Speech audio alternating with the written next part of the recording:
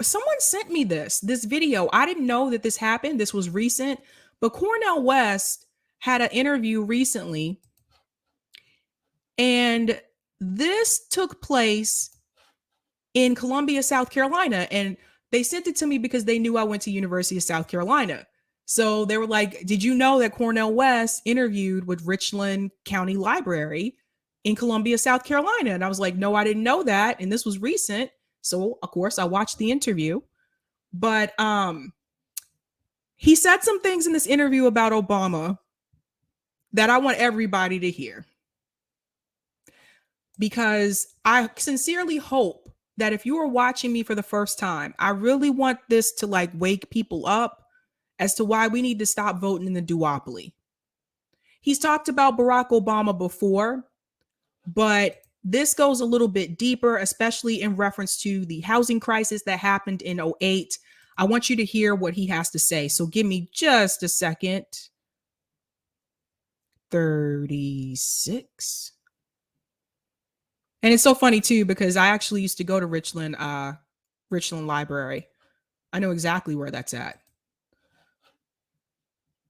Okay. And I'll pause here in between and chime in like I usually do. But I want you to listen to what Cornel West says here about Barack Obama.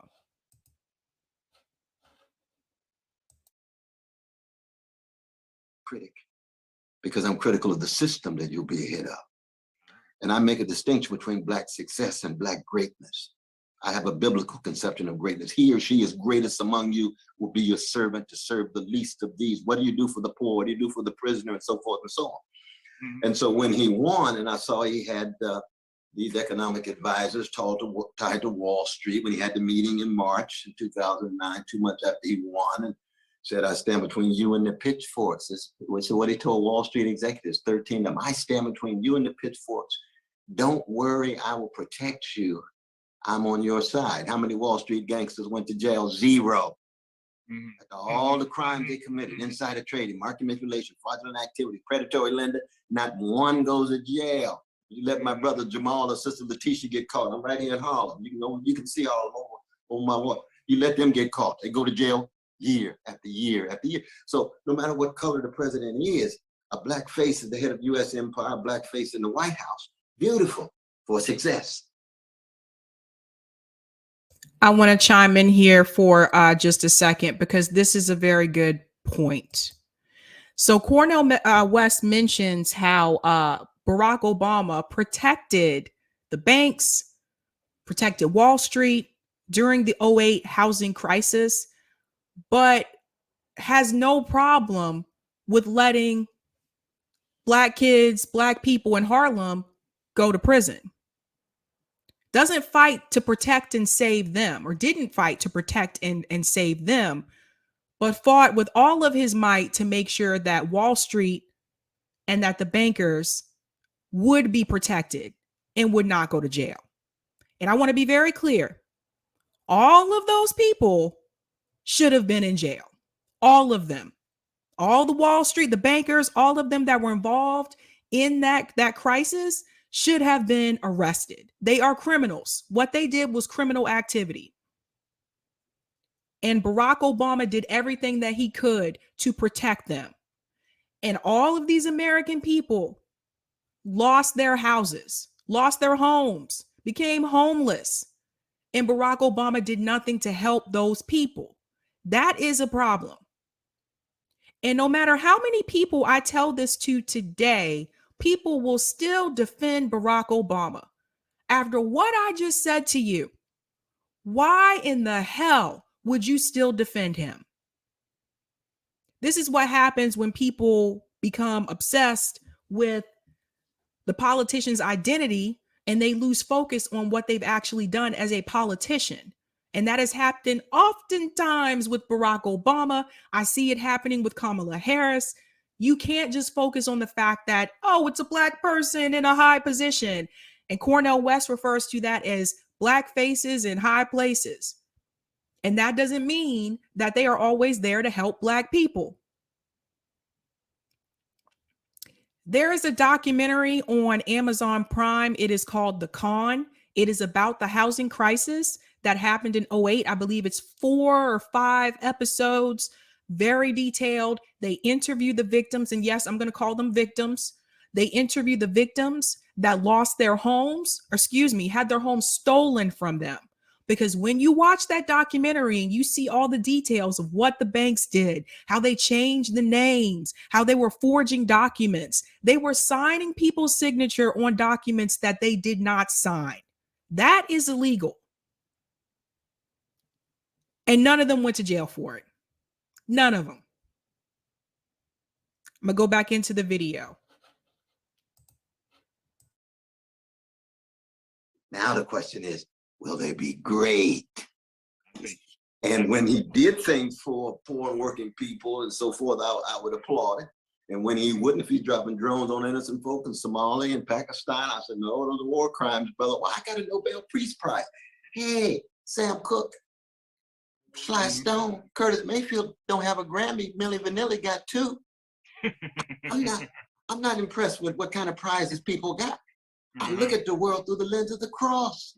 That cross signifies unarmed truth, unconditional love, beginning with poor folk that spills over to everybody. And every flag is under the cross. Every flag is under the high moral and spiritual standards of justice.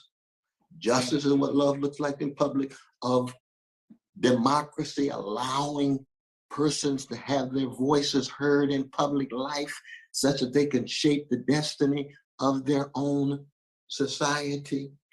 And so that's what the debate was really all about. And because so many of the Black leaders and Black elites and lots of my close partners, you know, Sharpton and the others, they became insiders and said, Brother West, any critical voice of Obama is going to help Fox News. I said, no. I want to jump in here for just a second as well. So he brought up that like Al Sharpton and some others said that if you criticize Barack Obama, you're helping Fox News. This is the problem. This is the problem. We have to get out of this red-blue game. We have to get out of it. You can't just defend someone just because they're a part of your party.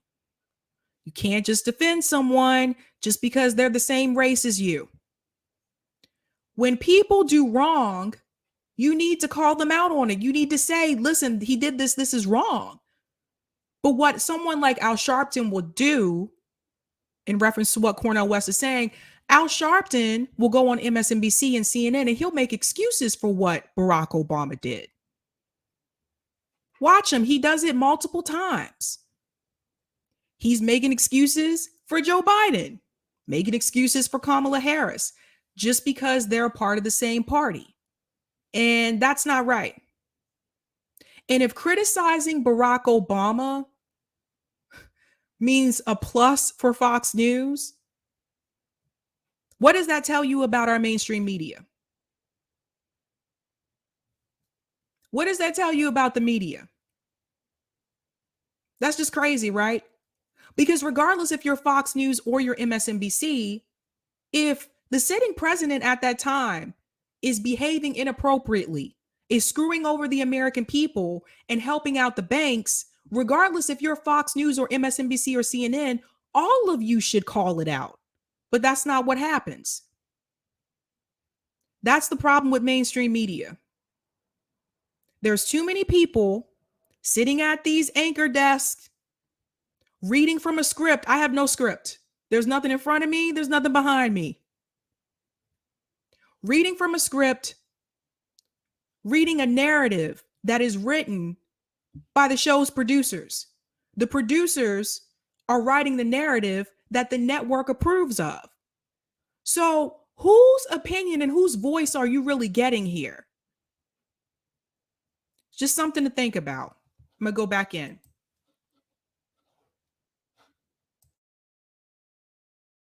I go at Fox News tooth and nail. They way out on the right wing.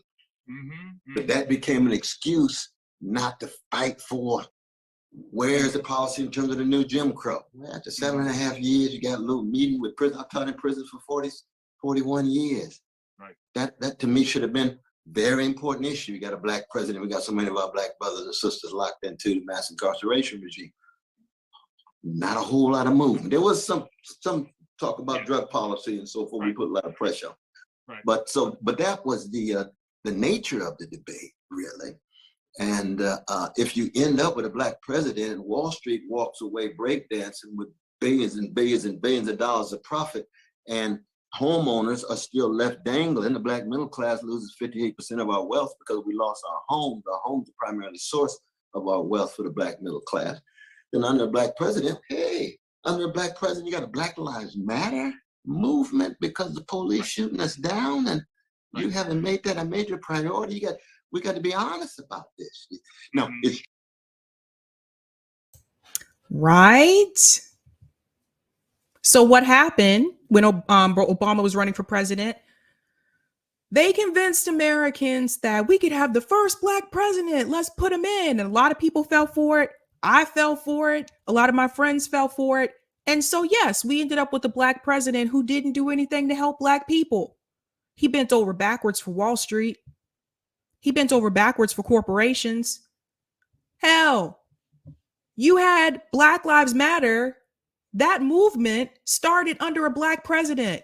What does that tell you? And what did Obama do? He chose to militarize the police and bring them into Ferguson. The black president did that. I want to remind people of that. A lot of people like to say, oh, well, Black Lives Matter and Trump. Black Lives Matter and Trump. Black Lives Matter started under Barack Obama.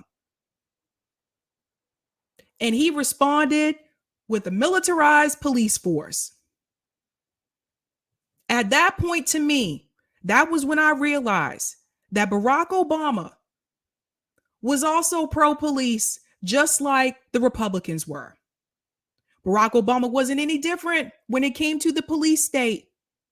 No, he didn't co-write the crime bill like Joe Biden and Bill Clinton, but he was still pro-police. Years later, who was the one who came forward and tried to stop the defund the police movement? Barack Obama. Let's all remember. Don't get me wrong. There are things that Trump did that was not cool, was not right with me. But I think sometimes people give Trump a little too much credit for things that went wrong in this country, and they forget that it started under Barack Obama. Now, some people may watch this video and they might want to give me a lot of pushback and say, how could you say that? You're a black woman. How could you say that about Barack Obama, the first black president? Because it's true. And I'm not going to sit here and lie to you and tell you what you want to hear just because me and him both happen to be black. No, it's true, boo. Look around. Black people in this country, our wealth decreased under Barack Obama because he chose to bail out Wall Street instead of bailing out the American people. Who do you think the banks targeted when they were stealing people's homes? A lot of older black people. Some older black people whose homes were already paid off or almost paid off. They were targeting people in low-income neighborhoods, poor neighborhoods, working class neighborhoods.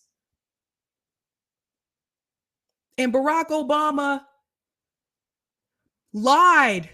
Him and Eric Holder lied and said, well, technically, there wasn't really a crime. Bullshit. It is a crime to forge documents. Right? How can you write someone's name on a loan that they didn't even sign? When you get a chance, watch the documentary, The Con. They go into a lot more detail. I'm going to go back in. true that Brother Barack had institutional constraints, and that we have to acknowledge that. But we just want him to be honest and simply say, hey, I fought for this. I fought for this, Brother West, but I lost. I understand. Okay. All of us fighting for things that we lose. But if you protecting Wall Street and not protecting Harlem, I got a problem. I understand. See to me? Yes, sir. That's a key sweat moment. Something just ain't right. something just ain't right. I'm telling you. Thank you so much, good sir. Thank you. Well, I have to scratch the surface of questions I'd like to ask you, but let me be a small d democratic in our dialogue here. And so let me bring in some conversations and some questions from those who are watching us this evening. So Tacoria Jones asks, love and truth and holy do not belong only to religion and to Christianity. Why do so many folks hold so tightly to this martyr story with the judge? Bobby Huttons and so forth, you see, so that you know, profound love of a people who've been so hated and want to speak the truth about their suffering.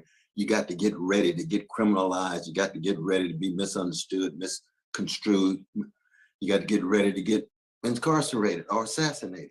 The history of our movement is shot through with people who bore witness. I mean, the etymology of martyr is witness. People who bore witness and were willing to pay a price. And this great price of dying, the Medgar Evers and the Willie Lees, and we can go on and on, Fred Hampton, right. Bobby Huttons and so forth, you see. So that your martyrdom is not anything to play with. It just means that you love folk enough that you're willing to pay the ultimate price.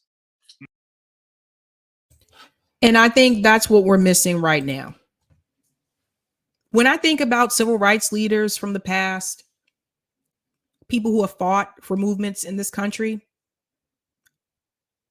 they were willing to risk being incarcerated, beaten. I saw videos of dogs, police dogs biting people who were protesting back then. They were willing to risk their livelihood, everything that they had to help people get a decent life, respect, and dignity in this country. We don't have that today. That's the piece that's missing. I think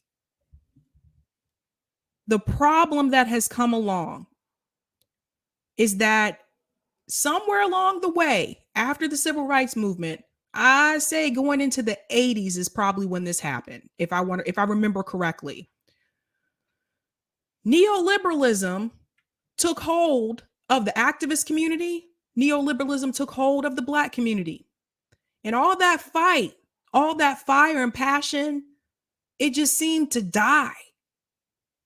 Now, don't get me wrong. There's still some revolutionaries today that are still alive, still willing to fight, still willing to speak truth to power. But when I think about us as a group, as a community, the videos and the pictures that I saw from the civil rights movement, I don't see that today. That's the problem. We need people who are willing to risk everything that they have. We need people who are willing to risk being punched in the face by a cop, which may happen to you.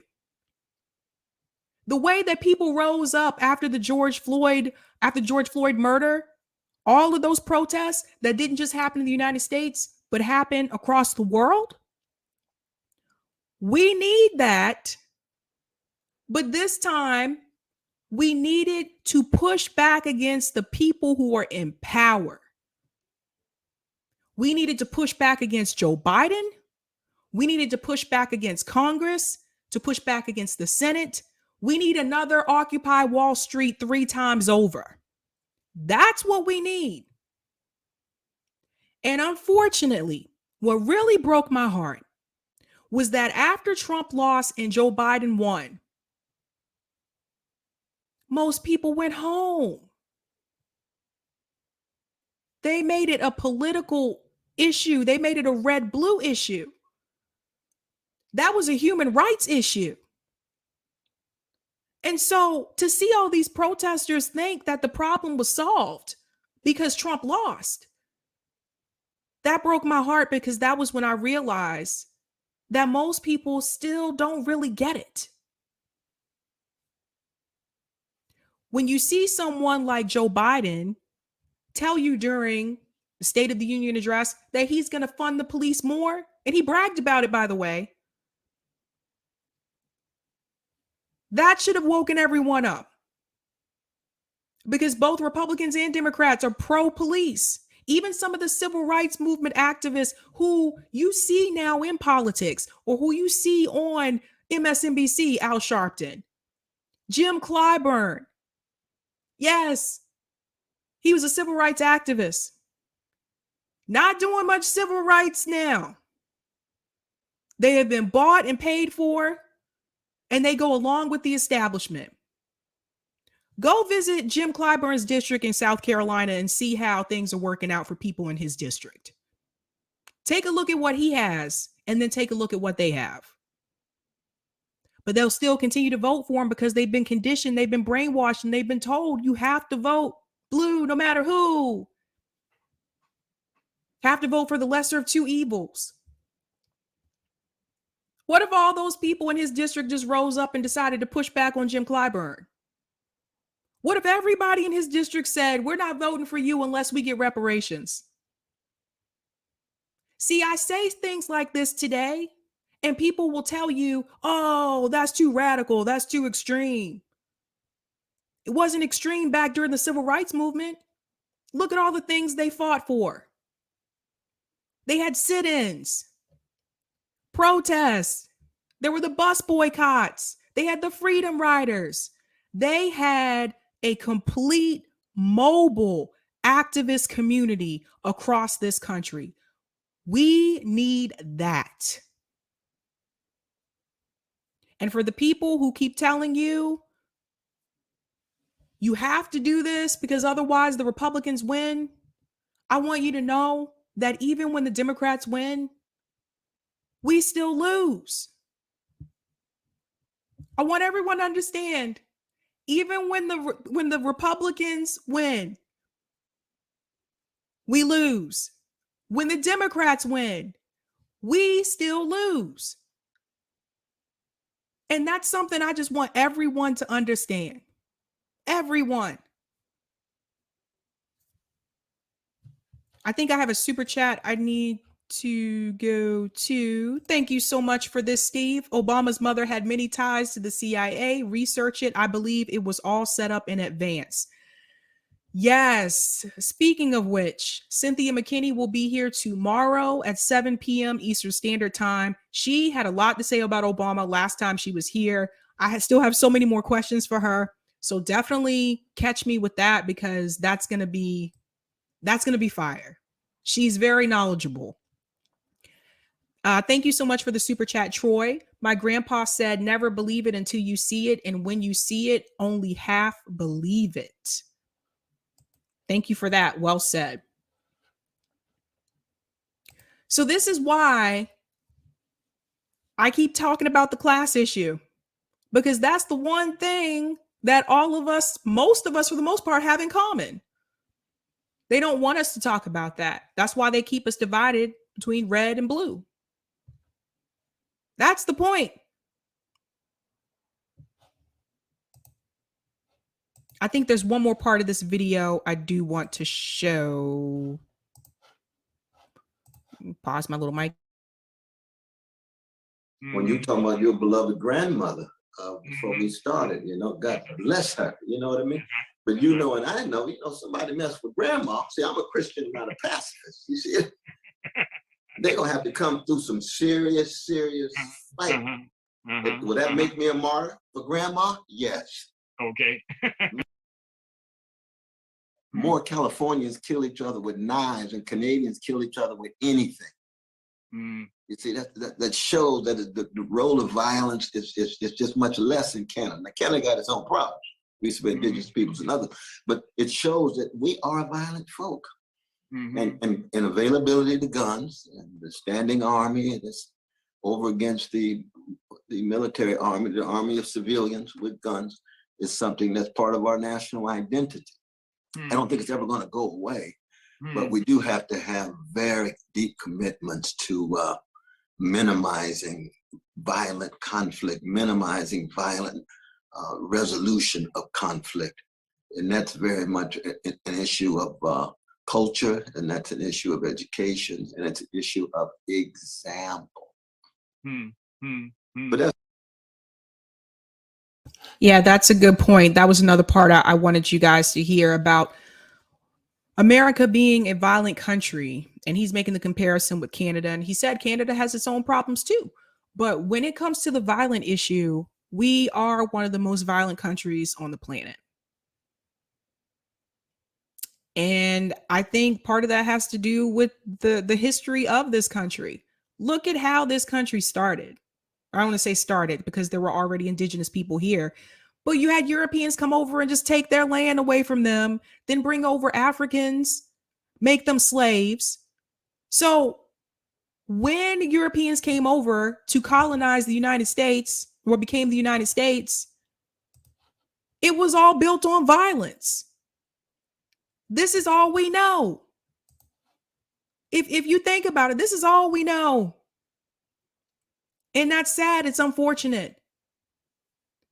Now, I want to talk about violence today and why we have some of the crime issues that we have in this country today. And again, that all goes back to the class issue. That goes back to poverty.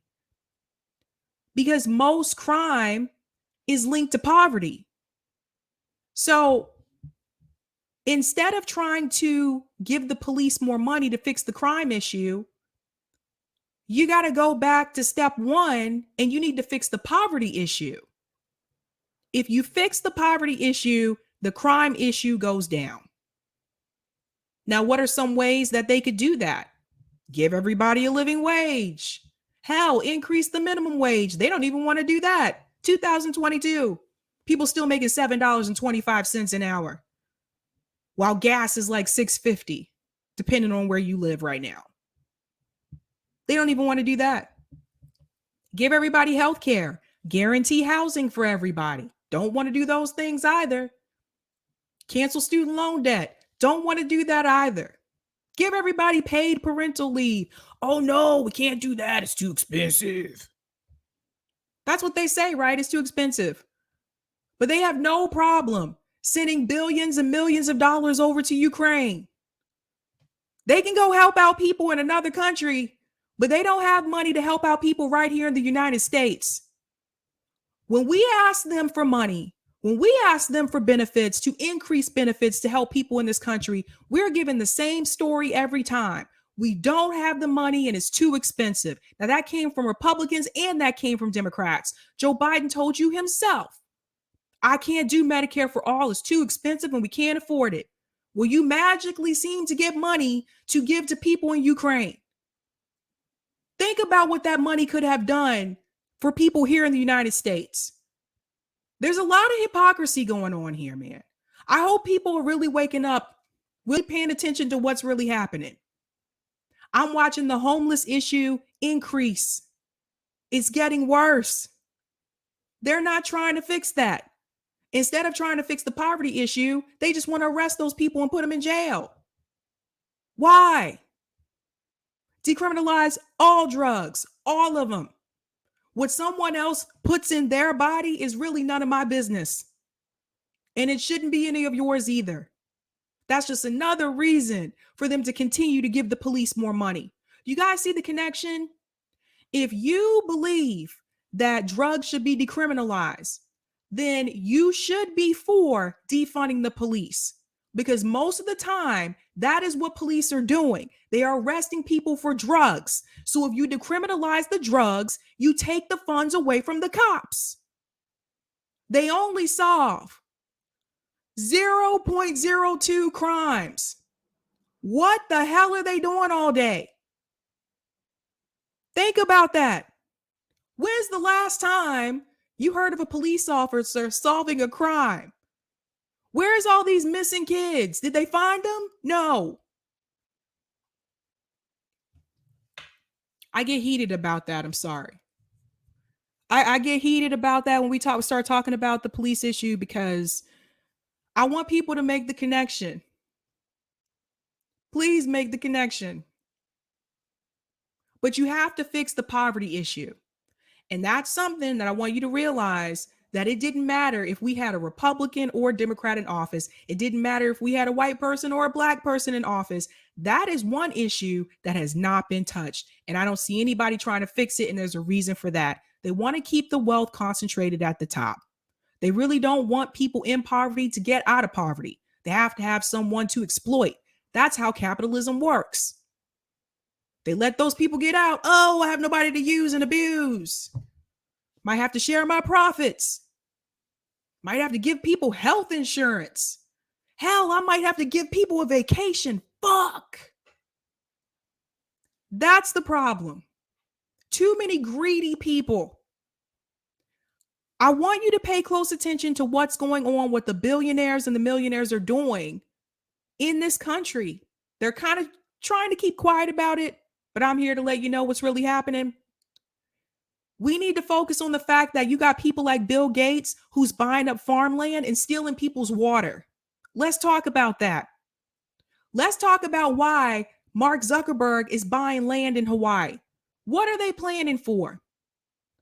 So when I get on camera and I tell you guys we need to learn how to grow our own food, when I tell you we have to learn how to take care of ourselves, some of you, if you went through Boy Scouts or Girl Scouts, you know how to do these things. You know how to start a fire.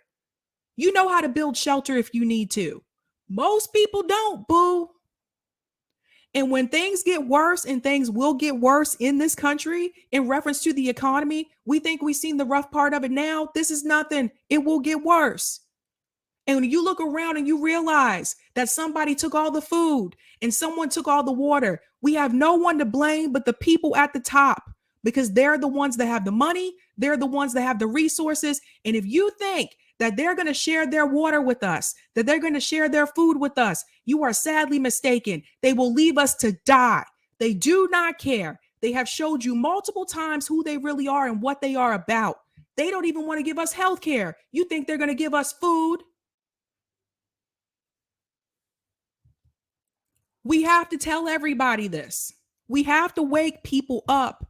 And if you know younger people, the kids who are in the colleges, the high school kids, we have to educate them about this, because whatever is going to happen with this economy one day, when it does finally hit, my fear is that most Americans will not be ready for this. They won't know what to do. But you know who will know what to do? The people with the money. I'm going to go to some of the comments. I went on a rant there for a second, you guys. I'm sorry. I got a little fired up. Thank you for the super chat, Colin. When Emmett Till was killed, Mom had an open casket at his funeral so people could see how brutally beaten he was. That sparked the beginning of the civil rights movement. We need people like that. Well said, Colin. Thank you for the super chat, Franny. Daruba bin Wahad Medical Fund on GoFundMe, freedom fighter from the 60s and the 70s. Oh, thank you for that, Franny. I hope you guys all see that. Thanks so much for that. Thanks for the super chat, Troy. Obama's mother married an anti-communist Indonesian general, FYI, and she worked for the Ford Foundation. I had heard that. Thanks so much, Troy. Thanks for the super chat, Snork Y2K. The Dem Party addresses whites and blacks differently. In white communities, they spend a lot for an event. In a black community, they take a minister out to an expensive dinner. Boom! I'm going to mention something with that in just a second. Thank you for the super chat, Rodrigo. MTG and Candace Owens, more base than progressives. I know I've seen some of the comments lately. Thank you for the super chat, Cryosynth, Police Academy, Pokemon Go. Right? Thank you for the super chat, Troy. Citizens of Flint, Michigan poisoned with diverted water while Ukraine gets bags of cash. That's the problem that I have. That's the problem that I have. Now, someone just mentioned the problem with the ministers, and I want to mention something about that real quick, and then I'll get to the Jimmy Dore story. I want to talk to people at the Black church. Some of you not going to like what I'm about to say.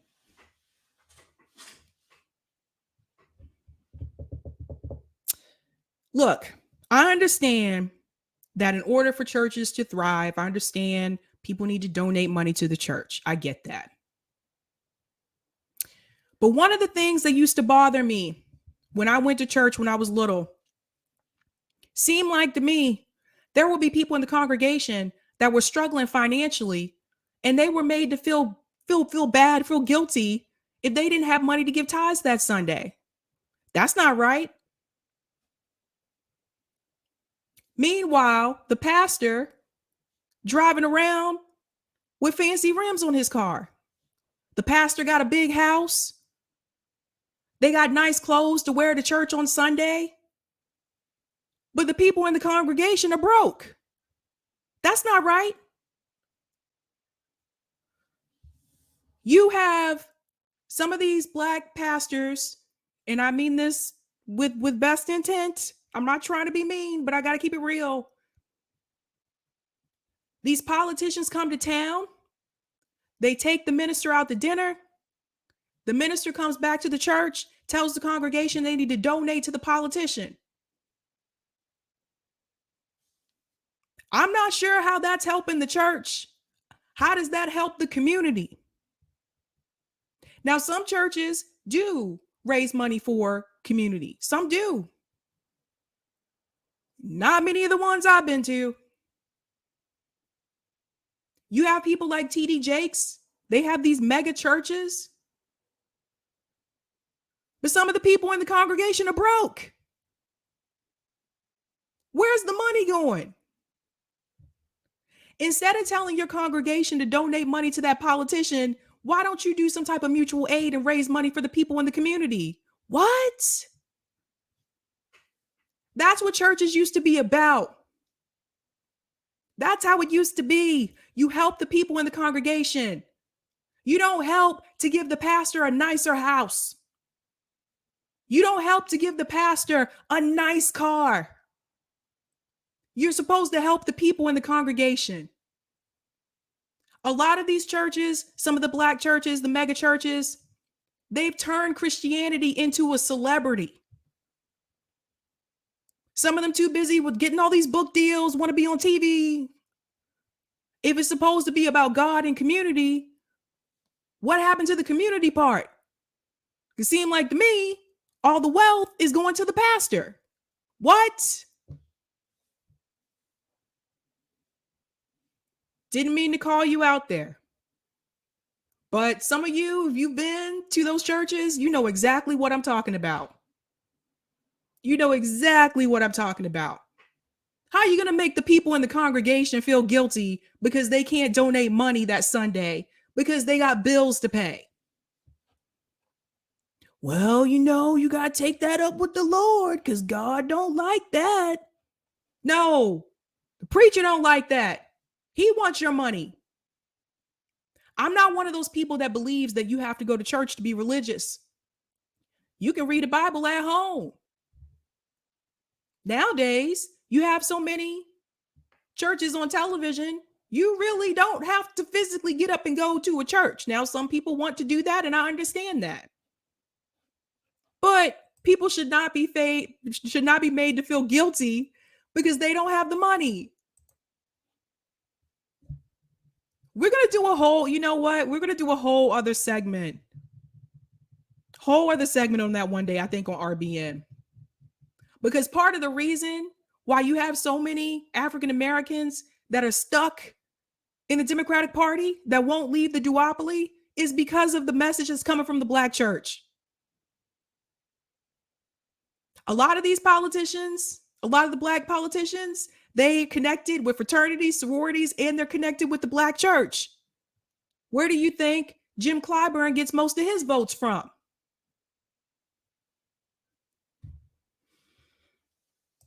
Osito says, yes, do a 2-hour show about it. I will have to do that. I will have to do it. We're going to have to get all into that because it's so much that goes into that. I want to respond to some of these super chats here. Thank you for the super chat, Steve. Sabby, my brother, was a narcotics detective here in Los Angeles in the 80s. He told me himself they ran into the CIA several times, They had to give the drugs back to the CIA. Truth. What?